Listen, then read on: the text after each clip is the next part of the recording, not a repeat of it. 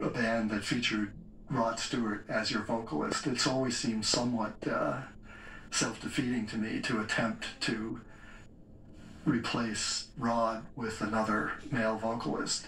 Jeff has a really cool knack for picking female singers with his choices like Imelda May, Joss Stone, and Beth Hart. There's a perfect example of three absolutely amazing females that go with his style and the type of energy that he wants to portray and the type of energy that he wants his band to portray at that particular time, the type of fire that he wants to have. Some told me that it was over, baby. I had an opportunity to go write with Jeff. We wrote a couple of beautiful songs together, and I thought that was it. And then he called me and asked me if I would be his singer. That was incredible. And I didn't get to sing a lot of songs, but I did get to sit on the side of the stage and watch him play and understand why he's the most innovative guitarist of all time.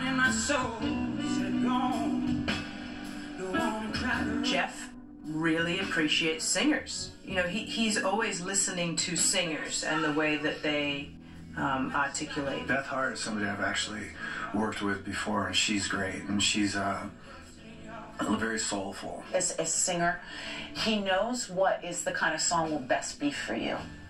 And he turned me on to that song, and I loved it. Be blind, girl, baby. Let me see you walk away from me, baby, don't leave. Here he is, 50 years later, after his girlfriend takes him out on that stage, and he looks out and he says, God, I want to play her so bad. And 50 years later, he plays there, sold out, gorgeous, kills it. It's just wonderful.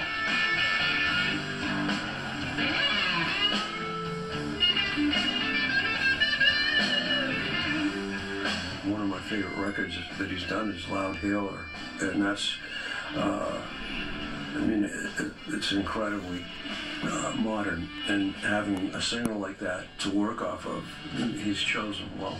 The revolution will be televised. You can watch it on TV. You can talk like a weekend warrior from the Shakespeare City. There's a lot of pressure opening Jeff's show. This is like 50 years of Jeff Beck.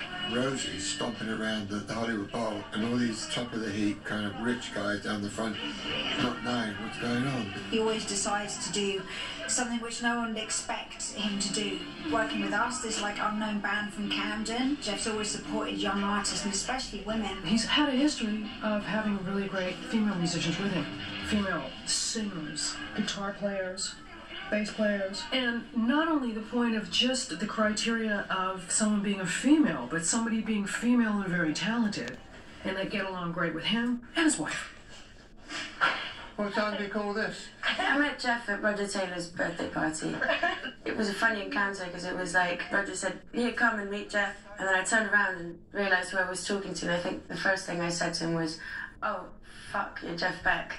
I've installed the engine in your absence, so that bit's now done. I was going to get you. Who do you like? She said, "Oh, Albert Collins." Ding. Light went on, and I thought, that's unusual to have a female young guitarist that likes Albert Collins. So then she said, well, if you want to see me play, you know, my band, I'm playing in this pub. Up there, totally blown away. He's always trying something new. The most recent album, Loud Hailer, is not like any album he's done before. He's collaborating with people who are, like himself, venturing forward into new musical territory. That'll keep you young. The whole point is that